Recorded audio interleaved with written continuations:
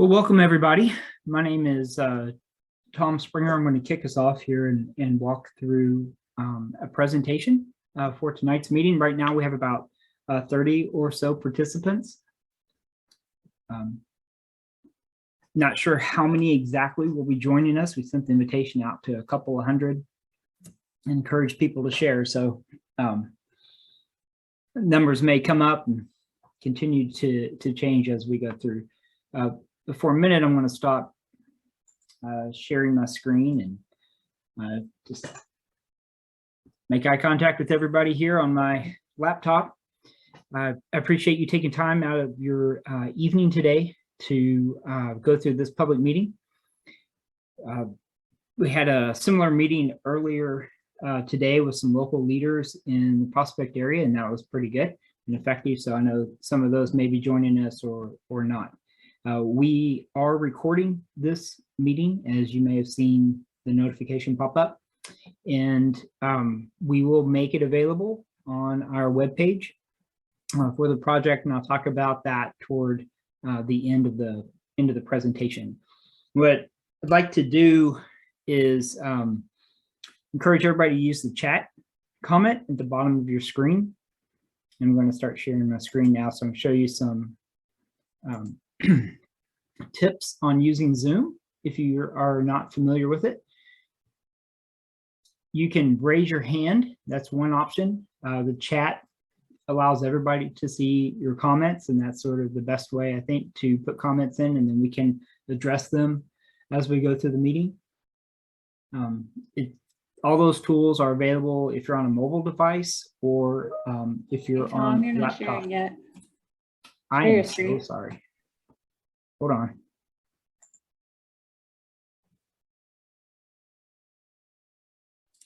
Is that better? You're good. Yep, thank you. Sorry about that. I do apologize. Okay, so the bottom of the screen on your computer, you have some commands there and some options. The chat one is what we encourage you to use to ask questions. And that should be available on, if you're on your phone or iPad or whatever, or on your laptop. We have everyone muted. And this is the best way to go through the project remotely anyway. So I will give this presentation, and it's 30 minutes or so, and Lindsay and Rebecca, Lindsay Hoskins and Rebecca Thompson are here from QK4, the consulting firm working on this project, and they're going to also help with this presentation. So I do want to recognize that leadership of Prospect. They have taken this project on and partnered with the Kentucky Transportation Cabinet and worked with KIPTA, and keep open communication with other agencies like Louisville Metro as we walk through the entire project. There was a public survey out in November and December. A lot of you participated in that. That's how we got the email list to send this out. There will be more in the future, and I'll talk about the results of that survey closer to the end. The agenda for today is we're going to present the study background. We're talking about existing conditions today. We'll briefly talk about previous studies and reports that have been done along US 42 in the Prospect area. We're going to talk about the roadway itself, and the system, and the geometry of it, including the traffic analysis and safety analysis. We'll touch on some environmental resources along the corridor. Talk about the community involvement and other opportunities for involvement and the next steps. As you can see on the right, the study area is from Kentucky 841, Gene Snyder, north into Prospect through Prospect proper, Carslaw Court area where Kroger and River Road come in, and then extending out to Rose Island Road, all within Jefferson County. The big picture project to answer some questions that we always get about when will any changes be made? When will we go to construction? Well, it's a long ways off, and we take our time in these projects. They always take longer than we anticipate. You can see in the top right, got the Prospect US 42 logo. They're pointing at project planning. That is, in theory, year 2. Year 1, we identify this project, something we need to do, and in year 2, we start doing this planning process where we identify the problems and the needs and issues, and hopefully recommend some improvements through public input. As you'll see, there have been other studies done on US 42 also, because you really want to get this right. Because when something then moves into preliminary design, environmental analysis, the next phase is around that roadmap. You get closer and closer to construction. And once things are built, they're built for good, for a long time. So we do take our time and try to do a very thorough and open process to make sure we get the best set of recommendations to go forward. So that's a big picture, like 10-year or so process from start to finish. In the more immediate schedule, we're currently in the planning phase here on the left, where KYTC and Prospect are working together. After the planning study, we'll identify a host of improvement concepts, and then there's a process to get those funded. And there are different pools of money we can go look for, if they're safety projects or pedestrian projects. And we'll work with KIPTA, the Metropolitan Planning Organization, Kentucky Transportation Cabinet, Federal Highway Administration, to help identify what can be funded and what can be advanced on what schedules. And then as things go to implementation, especially on US 42, it is a federal route. The Kentucky Transportation Cabinet is responsible for it. So they'll take it to the next level there. So now, a much shorter timeline and schedule on this planning study, we have basically just begun. We have spent a lot of time since about October collecting existing conditions, traffic and crash and all those stuff that we're going to talk about. And we're moving into the phase that after we have this public meeting, we're going to start considering a broad range of alternative concepts. Some have been floated around. Some of you have some in your minds already. All options are on the table, and we're going to weed through those to examine short-term, mid-term, and long-term type concepts. Short-term concepts could include, restriping or signage, easy things that you can do, maintenance work, cutting back vegetation for line of sight, things that can happen pretty, short-term. Mid-term, things that may cost a little bit more, like maybe lighting or guardrail, or other concepts that can be done within the right-of-way that aren't major construction projects, but can really improve safety and travel efficiency. And longer-term projects are ones that would require some reconstruction. Those are the ones we want to make sure we think through pretty well. So we will analyze data and cost for all those concepts, engage the public, put all this on our project website, and have another meeting in the future, and then deliver a technical report that'll help guide changes in the future. So we'll talk real quick about previous studies and reports that have been done for this corridor. First, I'm going to talk about other projects in the area that are currently underway or funded or programmed that could affect traffic on US 42 and Prospect. The first one is in Oldham County, county line, headed into the county. There is a project to redesign US 42 from a 4-lane road to a 5-lane road. The Louisville Loop project is still advancing. Louisville Metro, there are a lot of options on how that could be located, but the intent is to connect into Prospect and then down to Louisville. It is not mapped on that map because it's still early phases. Another project on the books is River Road, adding bike and pedestrian facilities between Louisville and Prospect that Metro is working to advance. And then another project is the widening of I-71. The section 4B on that map is under construction. If you've driven that lately, or it's part of the Gene Snyder project and the iMoves project, the state is advancing, but there's also funding and a project identified to continue that widening into down to the Watterson. So previous transportation studies that have been done that we are aware of, and we will build upon these and vet these out, is in 2006, there was a project to widen US 42 to 5 lanes from Harrods Creek Bridge to River Road. In 2010, there was a mobility study that looked at not just roadway project, but also multi-use paths and sidewalk connections, and how can we improve mobility for all users between neighborhoods and businesses. And obviously that takes in a lot of 42, but the scope was much bigger than that.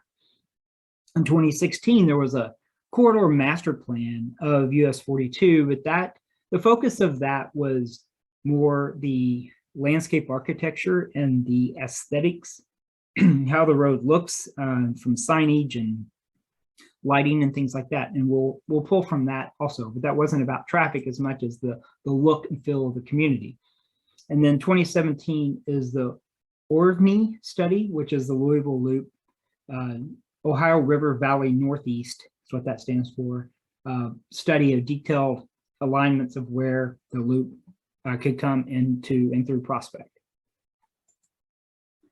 So I want to just have one slide here on the 2006 5-laning study, because this project was put on hold, and it's still out there, and it in some parts was the genesis for this planning study that we're talking about today.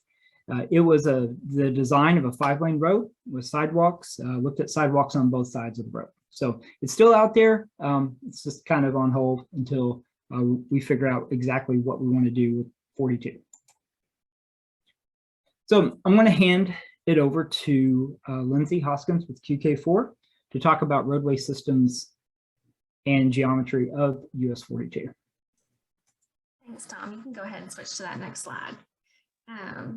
So we are going to look at the roadway systems and geometry. I know that's kind of hard to see here, but these details indicate the purpose of US 42. How does it currently operate to connect people and places? And these details help determine the appropriate funding source for future projects and design parameters that we'll use as we come up with those improvement concepts. So US 42 is classified as an urban minor arterial, which means it provides service trips of moderate length, and it connects to that larger arterial network, that being like the Gene Snyder, and then on down the Watterson. I'm sure as many as you know, it traverses rolling terrain. You descend a hill just past the Gene Snyder. That's the orange on that far left panel. And then just outside of our study area, the hill ascends as you go into Oldham County, you go back up. The posted speed limit is 45 miles per hour for the entire study area. Access is controlled by permit, meaning you have to get a permit by the Kentucky Transportation Cabinet to add a new entrance along US 42. And I'm sure those of you who drive it know there's quite a few entrances already there. It's a part of the state primary system, meaning it's a long distance, high volume route of statewide significance that links us to the major urban area of Louisville Metro. It's on Tier 3 of the Kentucky Highway Freight Network, meaning it's a statewide regionally significant route that can carry a truck vehicle gross weight of 40 tons. It's 4 lanes with mostly 11-foot lanes. That far right panel, that peachy color is showing that we have 11-foot wide lanes for most of the study area, increasing to 12 feet, that little seafoam green color, as we're approaching the Gene Snyder. Our shoulder width, which is shown on that middle panel, varies from 2 to 10 feet. However, the paved shoulder width, which is what you would care about, because that's what would catch you if you were to skate across the line a little bit, is only 1 foot or less for most of the study area. Again, we have wider shoulders as we're closer to the Gene Snyder. There are also some intermittent sidewalks. That's that purple on that far right panel. That's showing the existing sidewalks. There are some gaps between them. There are no dedicated bicycle facilities today. And then next, we're going to talk about structures. So Tom, if you could switch over. So there are two structures in the study area. US 42 passes over the Gene Snyder tunnels, which is Kentucky's second longest tunnel. It opened to traffic in 2016 and runs under that historic Drummond estate. As a newer structure, it's working great for us. No deficiencies to report. This other structure, it crosses Harrods Creek. It was originally constructed in 1938, and today it's considered to be in fair condition and it's not considered substandard, meaning it can still carry the type of traffic it was designed to carry. Next slide, please. So here we're looking at bicycle and pedestrian activity. I know I just mentioned we have intermittent sidewalks and no bicycle facilities to serve them. So we use this Strava heat map to check local activity. And Strava pulls publicly available GIS location information through your smartwatches, through your phones. And here we're looking at bicyclist usage on the left and then pedestrians on the right, with the warmer, brighter colors representing more usage. So current maps indicate more bicycle usage along US 42 with negligible pedestrian usage actually along US 42, but as we can see in the adjacent shopping center, right in the heart of Prospect, and then those nearby neighborhoods and recreational areas, we have quite a bit of activity. Next slide, please.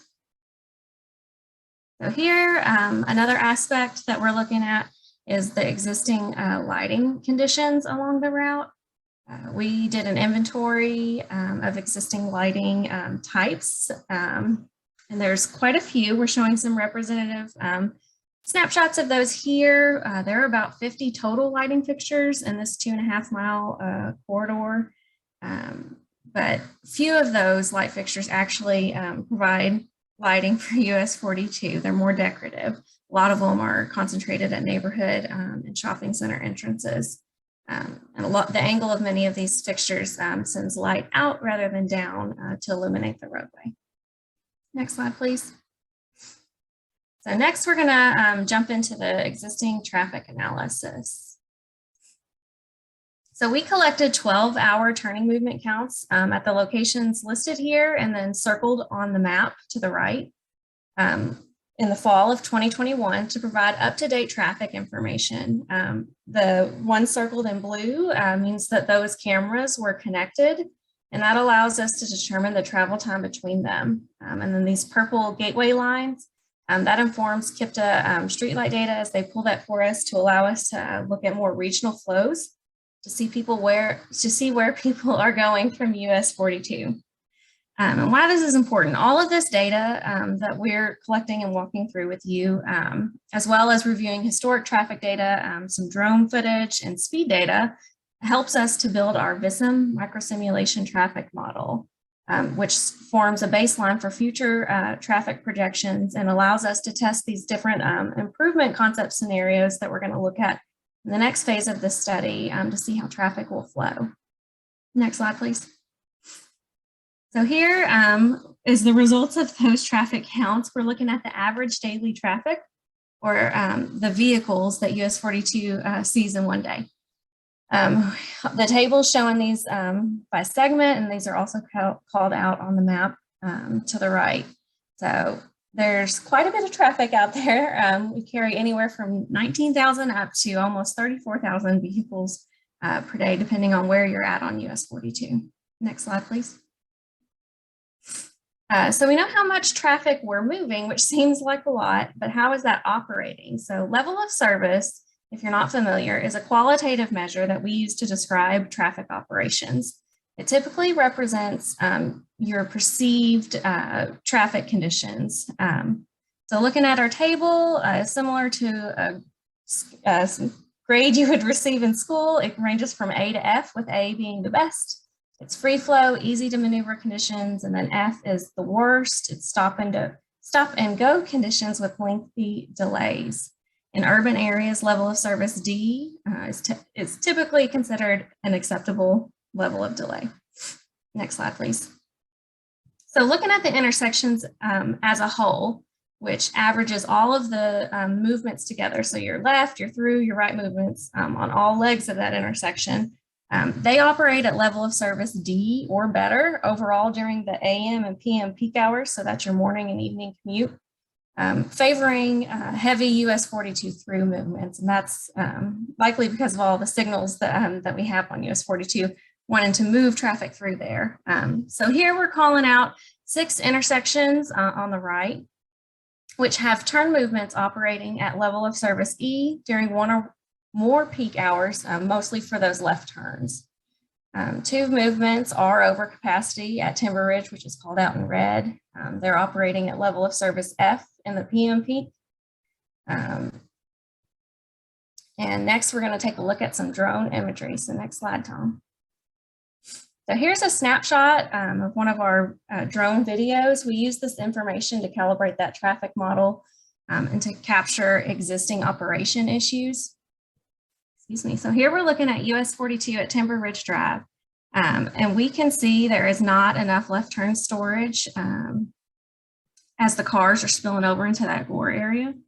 And then in this right-hand through lane, we can see a pretty long queue compared to the left-hand through lane.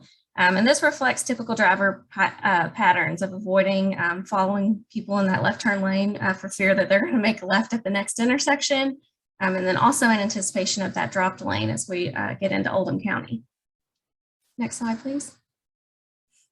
So another factor we consider is travel speeds. We collect representative traffic flows through those peak periods by driving with the flow of traffic with a GPS data logger in our car. So here we're comparing the posted speed limit, that pink line on the left, with the AM peak, which is that center turn, or that center panel, with the PM peak, which is our far right panel. So the warmer colors represent slower moving traffic. So as travel speeds in both those peak periods, we can see significant slowdowns at several intersections. And we also wanted to point out that coming down the hill near Bridgepoint, it's pretty easy to pick up speed on that descent. Top speeds were greater than 55 miles per hour. And then through town, more towards the center of our study area, speeds were typically 30 to 35 miles per hour during the afternoon rush hour. Next slide, please. I think we're ready to open that VISN model. So I know I've talked about it a few times, so Tom's going to switch over and show us a quick video of it so you can see what that looks like. So here we're looking at the PM peak period, and this is so we can see how the traffic is moving and how we're going to build on this model in the next steps of the study. So we can see a queue of those vehicles waiting to turn left, go back toward Louisville. Now we're driving north. We're really flying north, I guess. But we can see a steady stream of traffic. Maybe a light just turned green and they're all getting released here.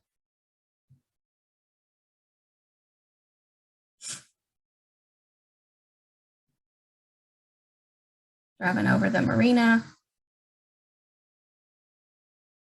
And here we're stopping at Timber Ridge Drive. Looks like we're getting caught at a red light. Quite a bit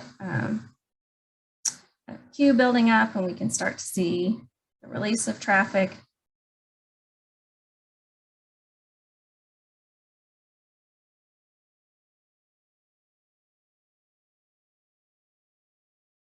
Moving further north, we get another green light here at Fox Harbor.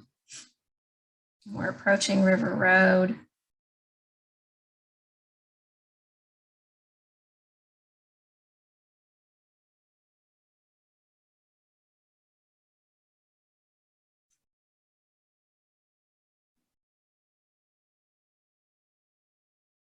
And here we're driving on past Hunting Creek. If you're familiar with the area, seeing how the traffic streams are flowing. And then here we're at Covered Bridge Road is on the right, and then Rose Island Road is that top left. And we had a brief queue at that light, but it immediately turned green. And we can see the steady flow of traffic going back home toward Oldham County in that PM peak.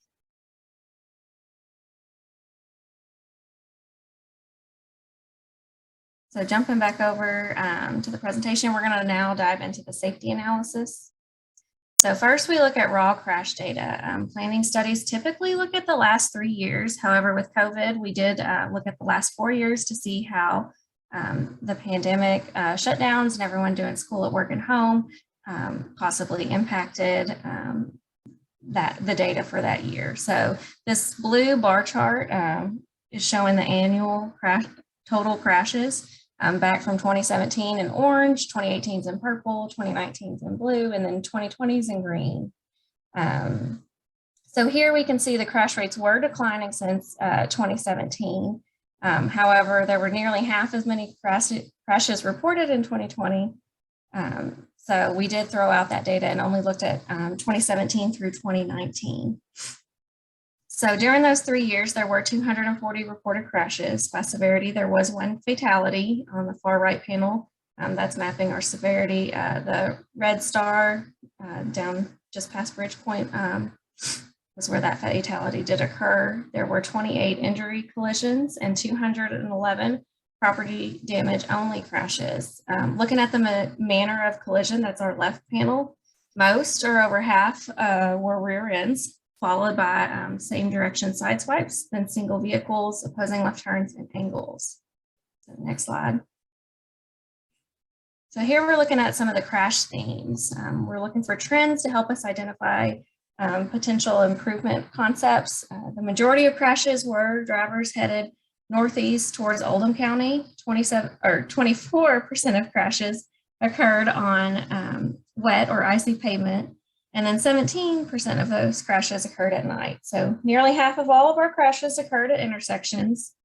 And we also want to mention that we conducted a roadway safety audit with the City of Prospect, the Kentucky Transportation Cabinet, and the consultant team, where they walked the corridor and pointed out current safety concerns, things that maybe the police department or KYTC gets calls about. Also, some safety issues they observed in field, as well as ones that they experienced as drivers. Next slide, please.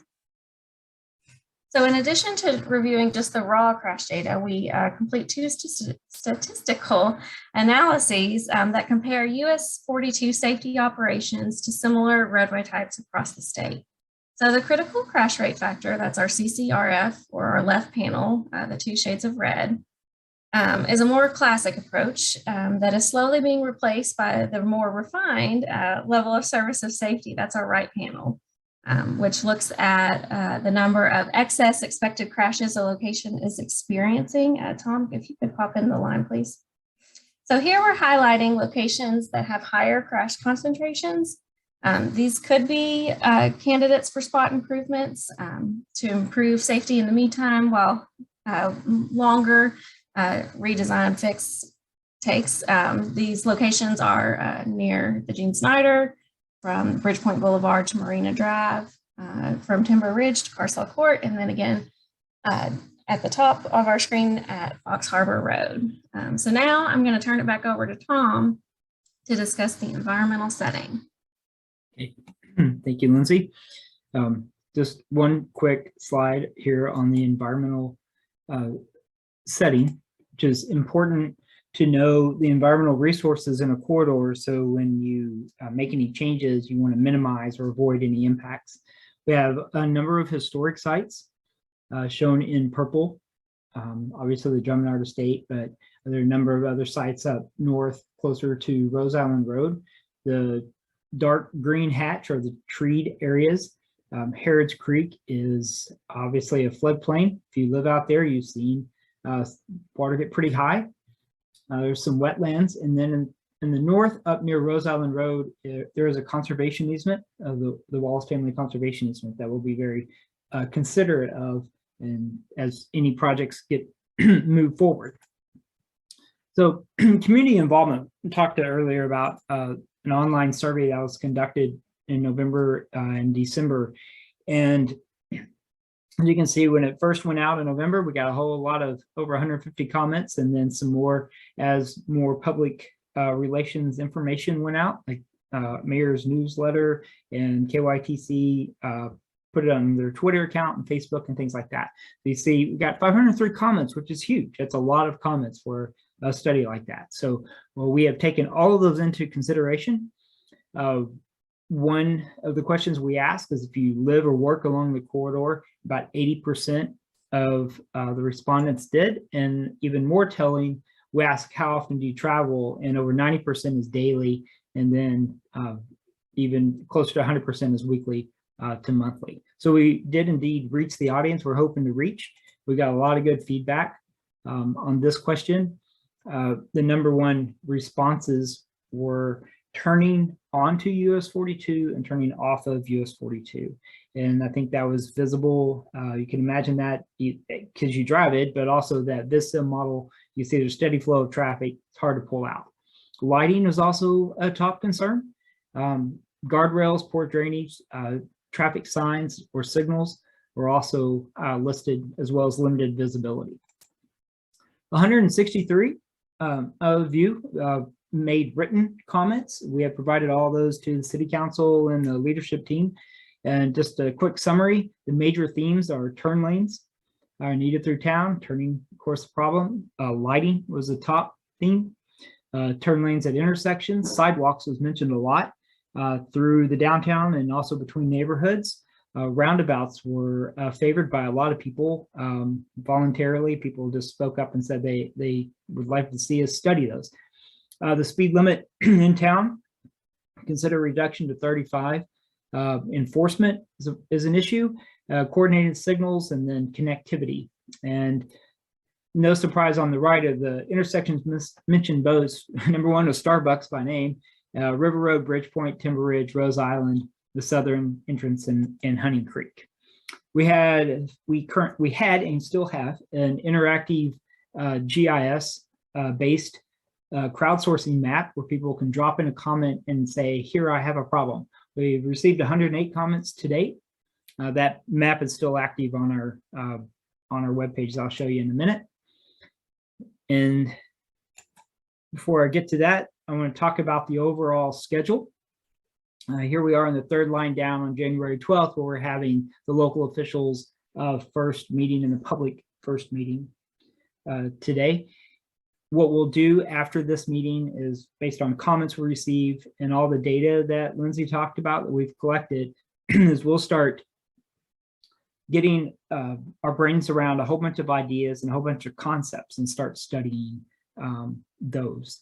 And then we will come back to the public after we do traffic forecast this spring, and then we'll come back to the public in this May with a host of comments. I'm sorry, not comments, but options for which you can comment on. And those will be illustrated on the webpage I'm getting ready to show you here. So this is the last slide. Let me go ahead and click that. Take you to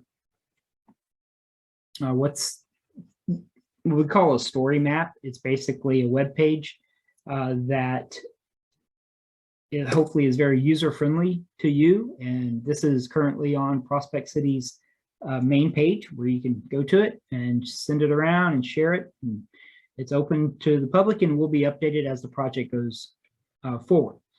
So I'm gonna roll through this real quick. So we provided a lot of information. Lindsay did, and one thing we haven't done, sort of say this to the end, is to get to the reason why. What do we want to do? What's the accomplishment, and what's the vision? And the vision statement is part of most planning studies, and it is what should guide us. And we use the data that Lindsay talked about, and then we've been working to get to help formulate this.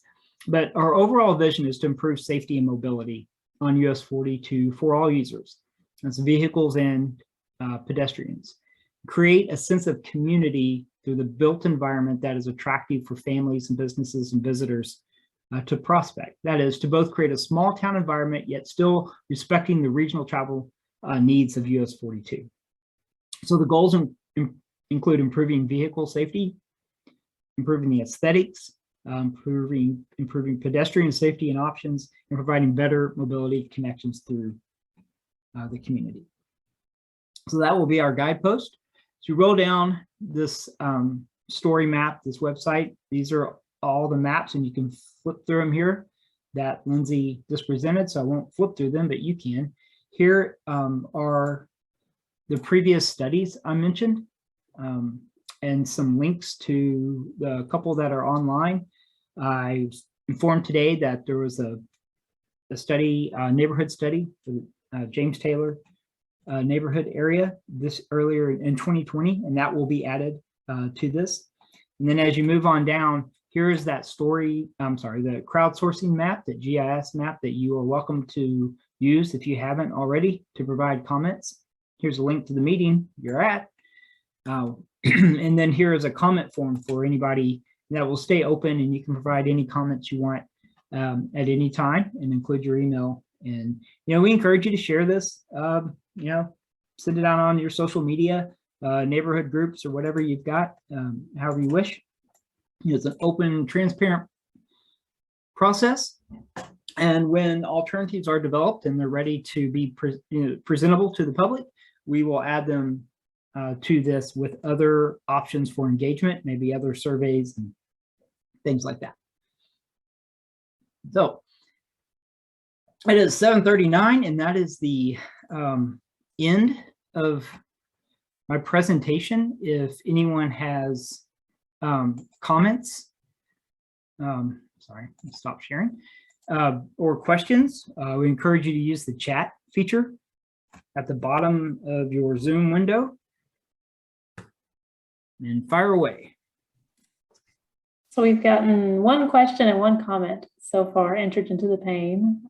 Jennifer pointed out that the Strava data that showed bicycle and pedestrian movements is based on existing flows. It's not actually projecting how many people would use those facilities if there were sidewalks or bike lanes. It's just based on existing.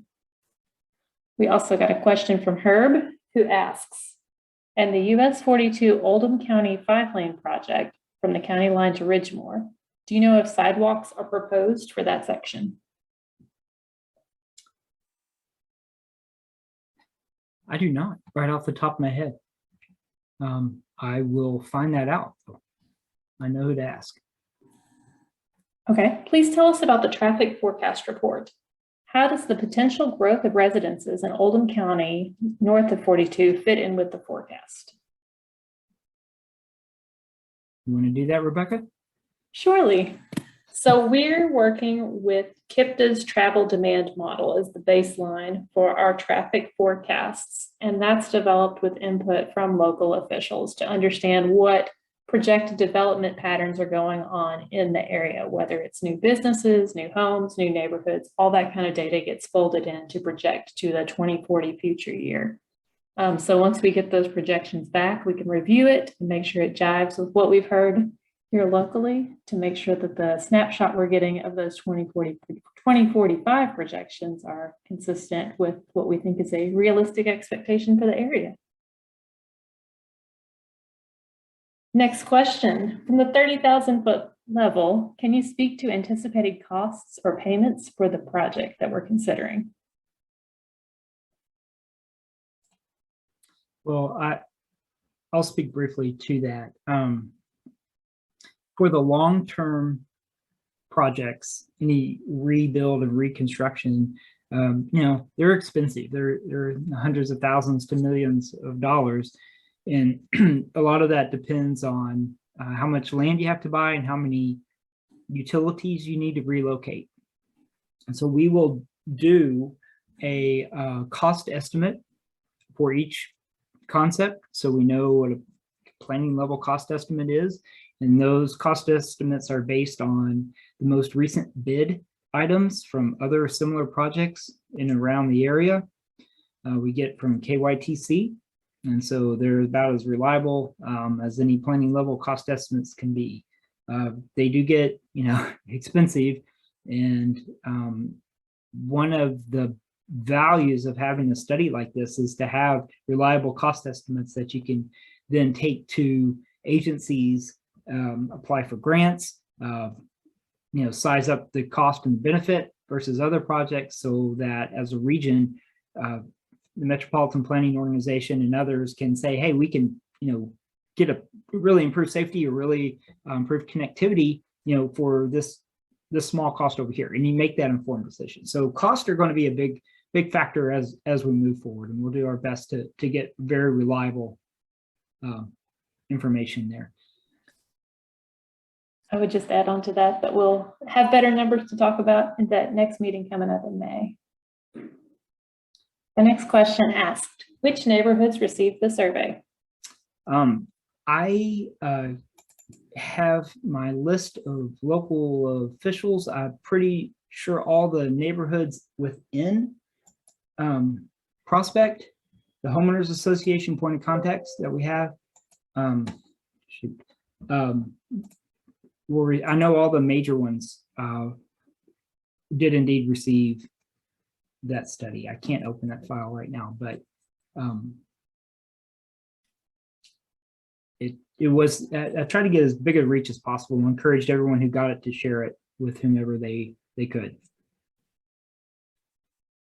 Does the connectivity study discuss a pedestrian and/or bike connection between Bridgepoint and downtown Prospect? It does. It looked at a concept of a multi-use path or sidewalk from Bridgepoint along US 42 and then a new bridge over Harrods Creek. Something on the order of like if you've ever seen those golf cart bridges, they're prefab bridges where you bring them in and set them down you have to pour abutments, obviously. They have a lot of them in the Parklands, if you've been through there, and then tying that subdivision in. So that idea was considered and received some favorable input 12 years ago when that study was done. What are typical considerations as to whether to widen and add turn lanes or to put in a roundabout? Can you use Rose Island intersection as an example of those options? Now, that's a great question. Well, the considerations include the traffic volumes, the level of service that Lindsay talked about. What are the worst movements? Who has to suffer, or wait the longest? How many vehicles are making that turn and what type of vehicles? And then the crash data. And so we see a lot of rear end crashes. We see a lot of congestion related problems. And so we would want to consider options that reduce that congestion and that opportunity for those rear end crashes. Likewise with angle crashes, we would want to reduce potential conflict points with the angles. So roundabouts are talked about a lot. I know they were mentioned in the news blip, WDRB. They've popped up here a few times. Roundabouts do indeed reduce the number of conflict points significantly. You reduce those angles where vehicles are going and crossing each other for those type of intersections. So it's basically traffic volumes and crashes. And then obviously you got to include how pedestrians are going to get across there and a concern that whether they have good sight distance and where they're going and what the major movements are. Hope that answers that question. And then, Rose Island, we would have to look at that as a T intersection there. What the problems are and then what the solutions would be. And one could be you're sitting there in a traffic through lane waiting to turn left. So your inside lane's basically operating as a turn lane and you're worried about people seeing you as they approach you and are they going to rear end you? And then pulling out of there are sight distance issues. So we will look at those details at Rose Island as well as all the others. This next comment hits on that theme about left turns and positive separation. He says, individuals in the right-hand lane are intentionally avoiding being caught behind a car which wishes to turn left, but also to avoid being only inches from cars going 45 miles an hour in the opposite lane. Some separation with a boulevard and a left turn lane is necessary between the left north-south lanes for safety along River Road. A designated right-hand lane from 42 to River Road would help reduce traffic that backs up. Please, please, please consider something for folks who need to make a left-hand turn onto US 42. I intentionally used my brake lights several times, hoping I've caught the eye of an individual driving behind me. Again, my greatest issue living in Prospect is turning left with oncoming traffic being inches away at 45 miles an hour. Is a grass boulevard a possibility with a left-hand turn lane and a viable possibility? That's an excellent comment. So we will look at, these exact types of comments, that's why we're having this meeting. The concerns you bring up about turning left onto and off of US 42 are very valid and very common. That's what we see all over the place. And I will add that in general, a 4-lane undivided road like we have is one of the highest crash rate type roads out there. People think people will stop and let someone turn left, and while someone swings around them on the outside lane, and can be dangerous. It's speaking in general. We see some of that on US 42 also. But all these ideas are great, and a grass, boulevard with possible left-hand turn lanes is a concept. We're in the planning phase, and our job right now is to not throw anything out, but put everything on, and let's take a look at it and respond to this, and be able to respond to this comment through our planning study and the alternatives we look at. How important is the traffic forecast report in determining benefits of implementing improvements? Well, we have to design to solve today's problems, but with an eye into the future, so that 25 years from now, we've developed a concept that continues to work. It gets tricky sometimes. You don't want to over design and building for 100 years from now, because traffic and the way people move will change and does change. But the traffic forecast will be taken into account, and we want to make sure that we are looking toward the future, and that will be definitely part of the benefits of how much we're improving flow and safety for current drivers and the forecasted volumes. And as a state and federal route, the state and the Federal Highway Administration will want to know, how does this work in 20 years, and what's a 20-year forecast, and was a solid traffic forecast developed and coordinated with the traffic engineers. We will do those things. Sidewalks for pedestrian and bicycle traffic along 42 in the proposed corridor would be awesome. Great presentation, and thanks for the information and invitation to connect. For Agreed. future lighting, is dark sky lighting being considered for those of us that don't want to turn our county into a city? It's an excellent question. And yes, we understand that lighting is for safety, and we want people to be able to see on the road, and we want the lights to stay on the road and point down to the road and not light up the night sky.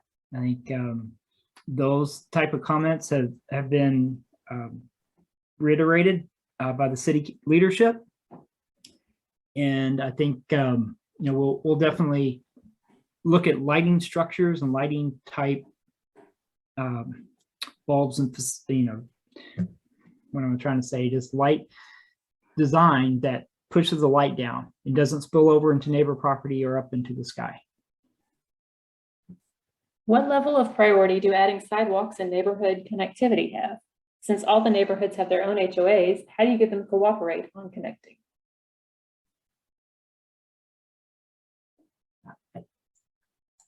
I do not see that question. Well, direction. Do you mean repeat it? Yes.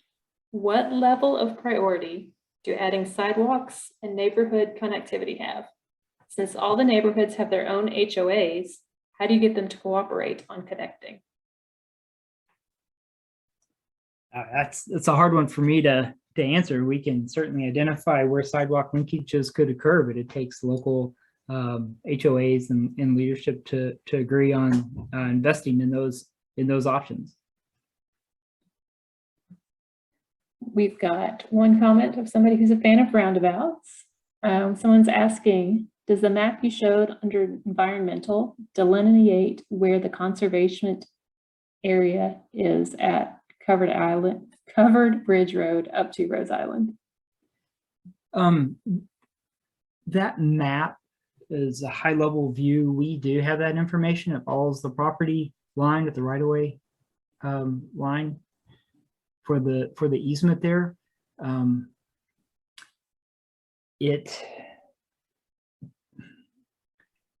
It's all on the Ohio River side, sort of the north side or the west side of 42 there. So it's not really from Covered Bridge Road, but it's from Innisbrook, I think, subdivision up north toward Oldham County past Rose Island Road. Do you want to share that slide again? You still have it open? Yeah, I will try to do that. It is shown on that map, Tom. It's the brown Mhm. on the legend when you get that pulled up. Otherwise, I believe we're caught up on comments typed into the chat panel with a whopping 7 minutes to spare if you got anything else. There it is. Sorry.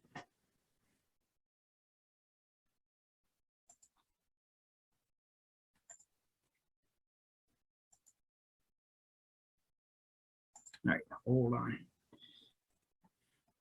I will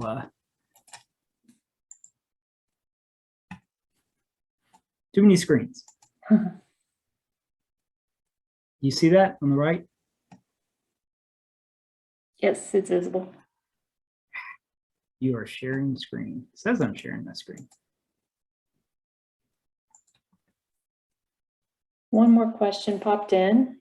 Can the city of Prospect make the neighborhoods cooperate on kayak connectivity, or do only the HOAs control this? Is there an option to let our mayor or others speak?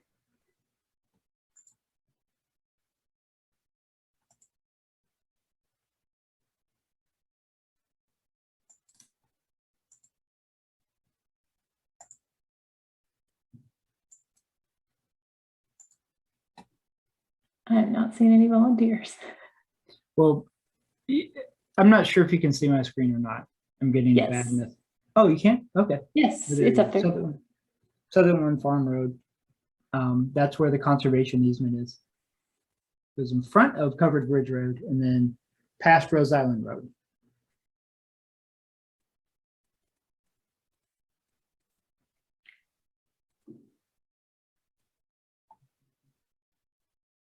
Great, I will try and get a clear answer to that one and follow up with you, even if it's not during this call.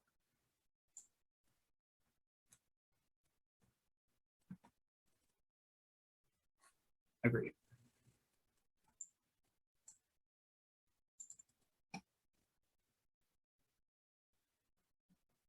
All right, last chance. Anybody else have anything, comments, questions?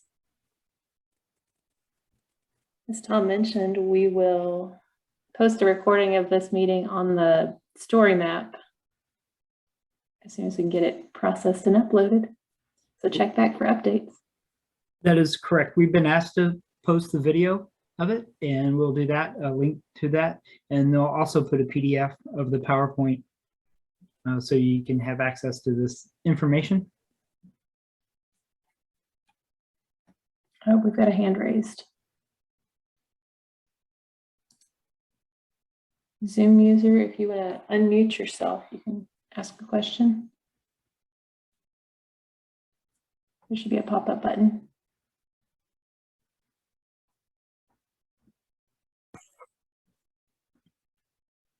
Are you there? You're unmuted now.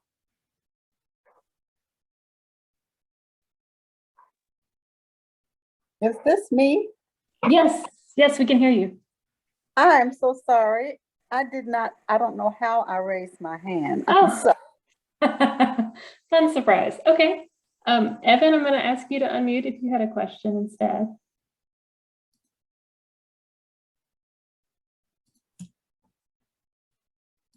Just kidding. I don't have the option to unmute Evan. Evan, if you have a question, you might have to type it out for us. I'm so sorry.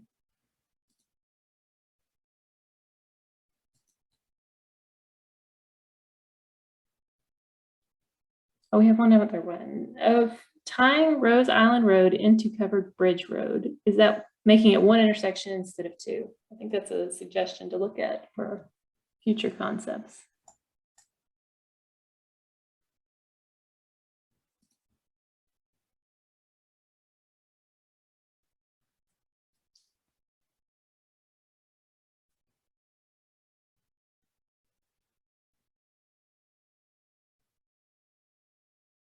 Hearing no further questions, then I think we're coming up on the end of our time slot.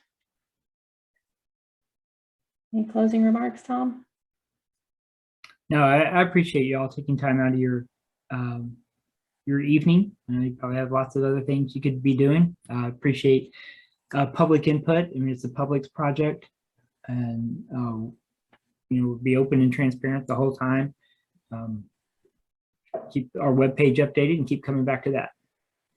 So there's Evan's iPad is actually our mayor. And he is waving to us. Is he unmuted? I don't have the option to unmute it. I don't know if you've got a mic set up on that one or just what, but it does not have the option to unmute. I'm so sorry.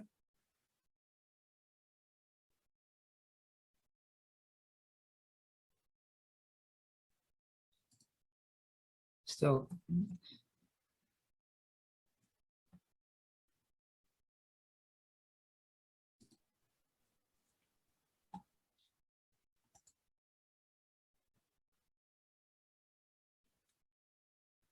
Yeah, I can't unmute either. Mayor, if you have an unmute button in the bottom left of your screen. Doesn't act like you're connected to the audio on your tablet.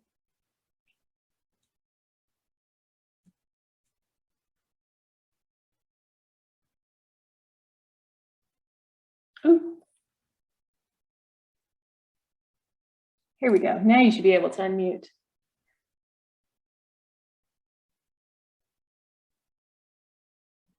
Do you have a pop-up button? You better actually click the button.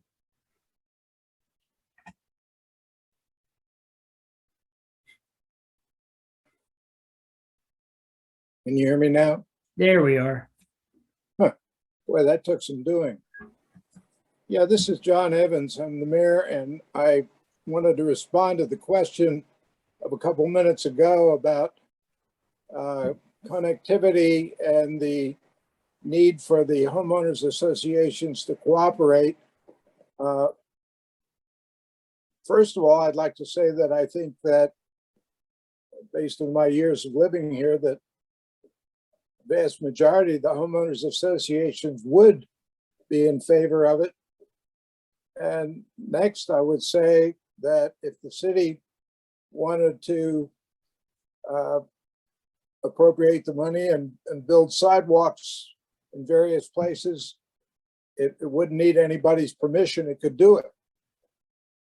So it doesn't, if one homeowners association, against my opinion, said, oh, we don't want any sidewalks, we could put them in anyway. I don't know what we would do. That'd be up to the city council to appropriate the money. But it's my opinion that if we wanted to build sidewalks in the city, if the council appropriates the money, we can do it.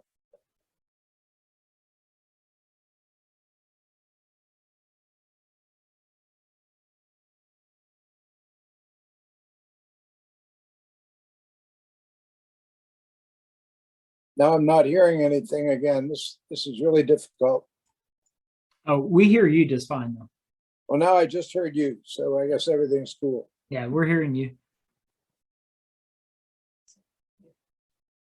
What time did I answer the question? I think so.